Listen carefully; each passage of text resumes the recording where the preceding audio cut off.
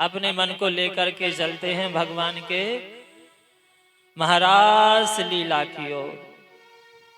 भगवान पिता रात्रि शरदोत फुल्ल मल्लिका वीक्षरन्तो मनः चक्रे योग माया मुपाश्रिता। महाराज भगवान अपि तारात्रि, भगवान ने शरद पूर्णिमा के दिन रास रचाया। भगवान कन्हैया जी वन में गए और महाराज शरद पूर्णिमा के दिन कन्हैया जी रास रचाते हैं। गोपियों ने कन्हैया जी से वरदान मांगा था। गोपियों ने प्रार्थना की थी कि हमारे साथ रास रचाइए। कथा आती है महाराज, गोपियां कात्यायनी माता का पूजन करती हैं, यमुना जी में स्नान करती हैं, प्रातः काल ब्रह्म मुहूर्त में उठती हैं। गोपियां सब कुछ बढ़िया करती हैं, बस एक गड़बड़ी कर रही थी। क्या? यमुना जी में निर्वस्त्र होकर के स्नान कर रही थी। महाराज यमुना जी में स्नान करें और स्नान करके महाराज कात्यायनी माँ का पूजन करें।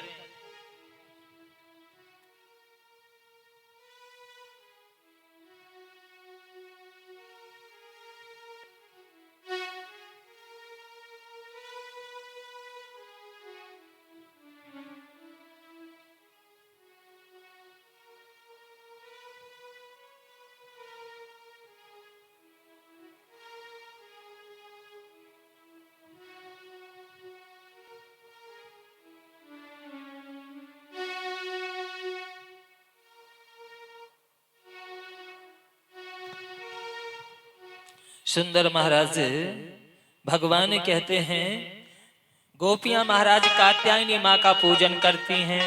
कात्यायनी महामाये महायोगे निधीश्वरी।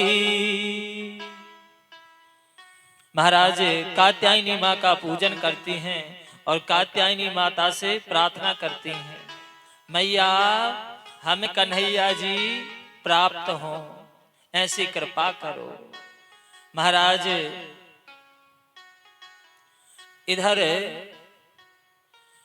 एक दिन कन्हैया जी ने देखा गोपियां निर्वस्त्र होकर के यमुना जी में स्नान कर रही हैं। ऐसे मैं मना करूंगा तो ये मानने वाली नहीं है। क्यों? क्योंकि गोपियां कन्हैया जी से प्रेम करती हैं।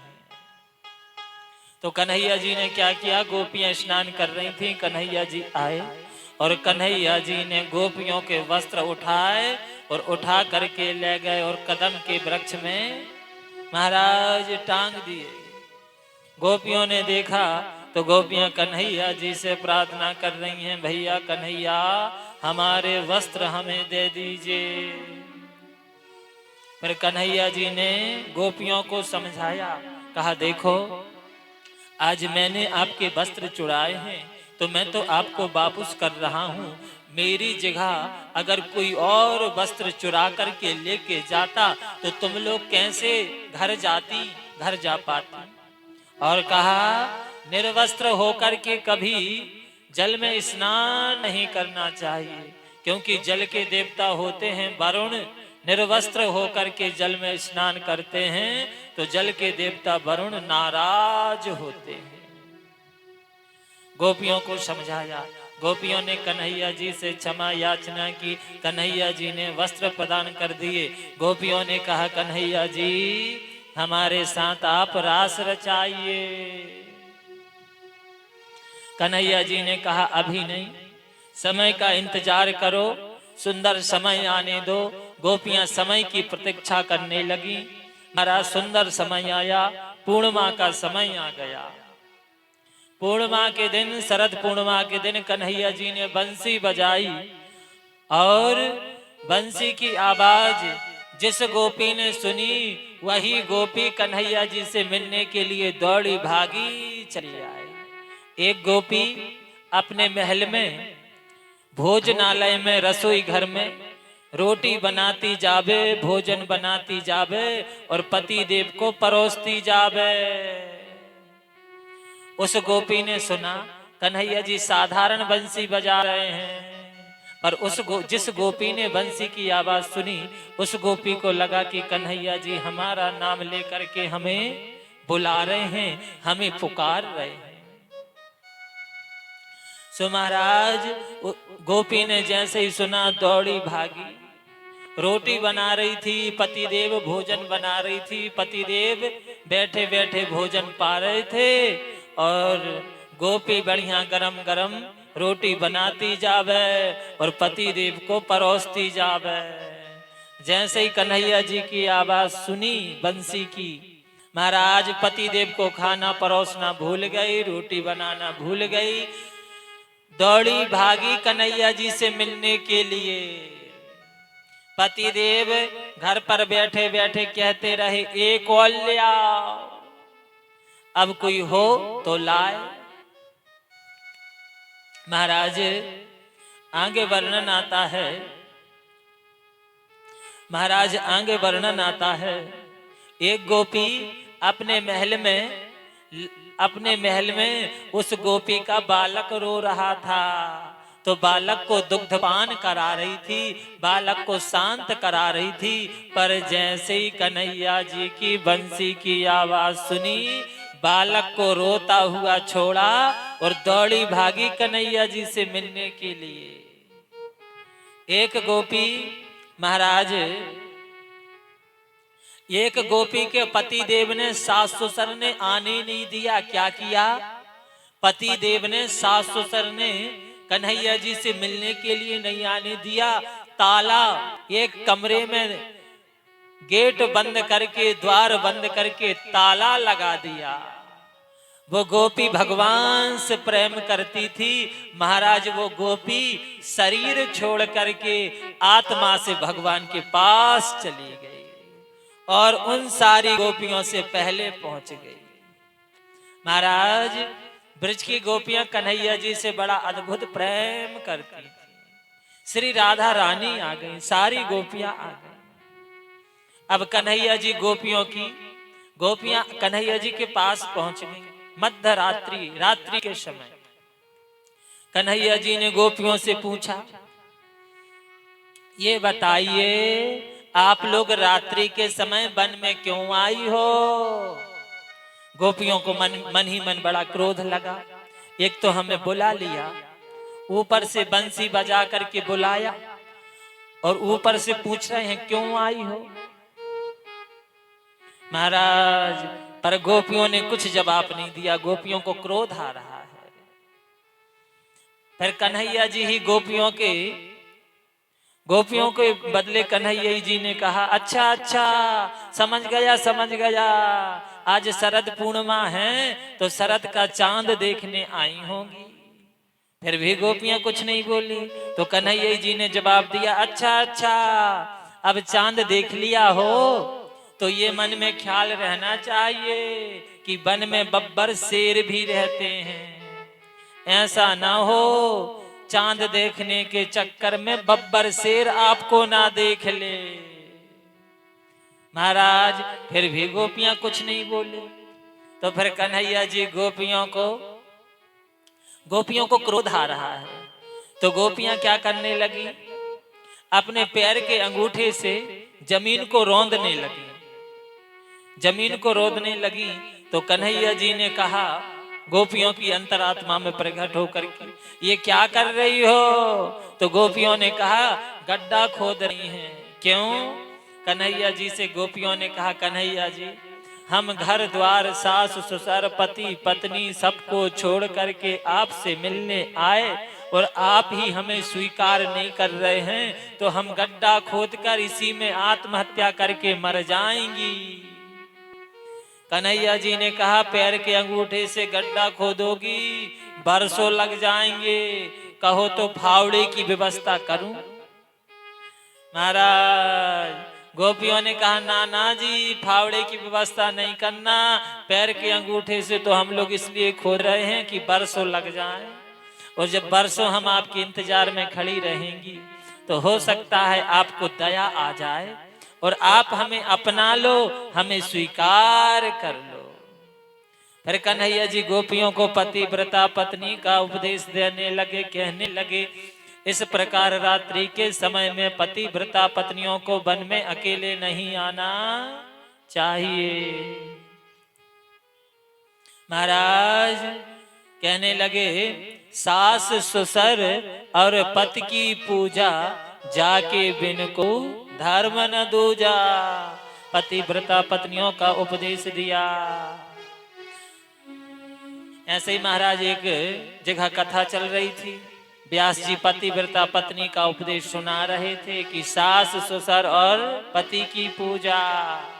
पूजा का मतलब वो मैया समझ गई, मैया ने समझ लिया। जैसे हम लोग भोलेनाथ बाबा की पूजा करते हैं तो पूजा का मतलब भोलेनाथ बाबा की पूजा जैसे अभिषेक करते हैं, पूजा का मतलब ये समझा। तो वो मैया, जिस मैया ने कथा सुनी थी, मैया की सासू माँ और ससुर जी, मैया कथा सुन के और रात ठंड के समय में कथा चल रही थी, सो मैया महाराज कथा सुन के गई और महाराज पूजा का मतलब मैया ने समझ लिया। जैसे भोलेनाथ बाबा की पूजा करते हैं, सो रात्रि के समय घर पहुंची और सास ससुर की मन में विचार किया कल प्रातः काल उठूंगी, माघ का महीना चल रहा है, सास ससुर की पूजा करूंगी। सो सास ससुर की पूजा के लिए सामान बुलवा लिया अपने बच्चों से, कहा बेटा 5 लीटर दूध ले आओ और आधा किलो दही लेके आओ, शहद शक्कर सब सामग्री। अब महाराज कहते हैं उबला हुआ दूध भगवान को नहीं चढ़ाते। सो मैया ने कहा एक काम करो, दूध को फ्रिज में रख देते हैं। माघ का महीना और फ्रिज का रखा दूध, फ्रिज में रख दिया। ये सब सास ससुर की पूजा करने की तैयारी चल रही है। महाराज अब प्रातः काल 4 बजे उठी तो ससुर जी को उठाया। ससुर जी की आयु थी लगभग 95 वर्ष, 95 साल के ससुर जी। अब महाराज और श्वास के मरीज थे बेचारे। ससुर जी को उठाया, ससुर जी ने आराम से कहा बेटा बहू ये क्या कर रही हो। 4 बजे रात में माघ का महीना। बहू ने कहा ससुर जी से, पिताजी मैं जो कुछ कर रही हूँ मैं ठीक कर रही हूँ, ये तो मुझे बहुत पहले करना था जो मैं आज कर रही हूँ। वो तो सत्संग में मेरी आंखें खुल गई। ससुर जी ने कहा बहू मुझे तो ऐसा लगता है कि सत्संग में तुम्हारी आंखें कुछ ज्यादा ही खुल गई। महाराज बहू मना, ससुर जी बेचारे मना करते गए, सासू माँ मना करते गई। बहू ने एक ना सुनी, पकड़ा ससुर जी को और सासू माँ को उठा करके बिठा दिया। अब बेचारे सास ससुर क्या करते 95 वर्ष की आयु में। सो महाराज उठा करके बिठाला और सुंदर दूध लेके आई और माघ का महीना फ्रिज का रखा हुआ दूध, समय सुबह प्रातः 5 बजे दूध से स्नान कराया। दूध के बाद महाराज शुद्ध जल से स्नान कराया सास ससुर को। फिर दही से फ्रिज का रखा दही और महाराज जल, फिर जल से, ऐसे महाराज पूजा करते करते लगभग 1.5 घंटा व्यतीत हो गए। अब ठंड का समय था, ससुर जी की आयु अधिक थी। क्या हुआ, बेचारे ससुर जी पूजन के ही हुए, आरती हो ही नहीं पाई और ससुर जी चले गए, मतलब मर गए। तो महाराज पूजन का मतलब ये नहीं है कि हम जैसे भगवान की पूजा करते हैं ऐसे सास ससुर की पूजन करने लगो, पति की पूजन करने लगो। पूजन का मतलब है सास ससुर का मान सम्मान करो, उनकी सेवा करो। प्रेम से कहिए राधे राधे। थोड़ा और जोर से बोलें राधे। महाराज इधर कन्हैया जी गोपियों को पतिव्रता पत्नी का उपदेश दे रहे हैं। गोपियों ने कन्हैया जी से कहा, और महाराज पतिव्रता जो पतिव्रत है ये संसार में सबसे बड़ा व्रत है। महाराज